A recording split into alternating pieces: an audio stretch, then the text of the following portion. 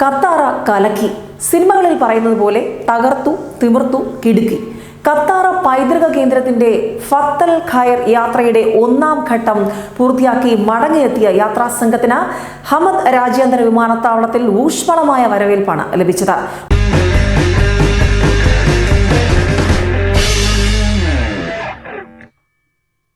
Katara പൈതൃക കേന്ദ്രത്തിന്റെ fatal ഖൈർ യാത്രയുടെ 1ാം ഘട്ടം പൂർത്തിയാക്കി മടങ്ങിയെത്തിയ യാത്രാ സംഘത്തിന് ഹമദ് രാജ്യാന്തര വിമാനത്താവളത്തിൽ ഊഷ്മളമായ വരവേൽപ്പാണ് ലഭിച്ചത്. വലിയ വരവേൽപ്പ്. 1ാം ഘട്ടത്തിൽ ഗ്രീക്ക്, ഇറ്റലി തുടങ്ങിയ യൂറോപ്യൻ തീരങ്ങളിൽ പര്യടനം പൂർത്തിയാക്കിയാണ് സംഘം മടങ്ങിയെത്തിയത്. ഇക്കഴിഞ്ഞ ജൂലൈ 10-നാണ് കത്താറയിൽ നിന്നും 16-അംഗ സംഘം യാത്ര തിരിച്ചത്. തുർക്കിയുടെ ബോസ്ഫോറസ് സ്ട്രെയ്റ്റിൽ നിന്നാണ് യൂറോപ്യൻ തീരങ്ങളിലേക്ക് പുറപ്പെട്ടത്. 2022 ലോകകപ്പ് സ്റ്റേഡിയങ്ങളുടെ ചെറു മാതൃകകളുടെയും സമുദ്രയാന പൈതൃകം ഓർമ്മപ്പെടുത്തിയുള്ള മുത്തുകളുടെയും പവിഴങ്ങളുടെയും പ്രദർശനവും യാത്രാ സംഘത്തിന്റെ പരമ്പരാഗത പായ്ക്കപ്പലിൽ ഒരുക്കിയിട്ടുണ്ട്.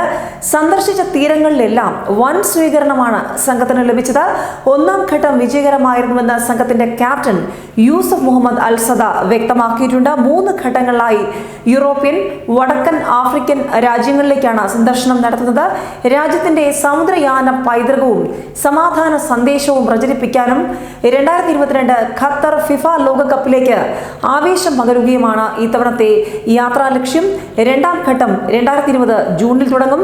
ഫ്രാൻസ്, സ്പെയിൻ എന്നിവിടങ്ങളിലേക്കാണ് പര്യടനം. 2021 3ാം ഘട്ടത്തിന് തുടക്കമിട്ട് മൊറോക്കോ, അൾജീരിയ, ട്യൂണീസിയ എന്നിവിടങ്ങളിൽ പര്യടനം പൂർത്തിയാക്കുന്നതോടെ ഫത്തൽ ഖൈർ യാത്രയ്ക്ക് സമാപനമാകും. ഏതായാലും പ്രവാസികളെ സംബന്ധിച്ചൊരു ആവേശ വാർത്ത തന്നെയാണ് ഇപ്പോൾ വന്നിരിക്കുന്നത്.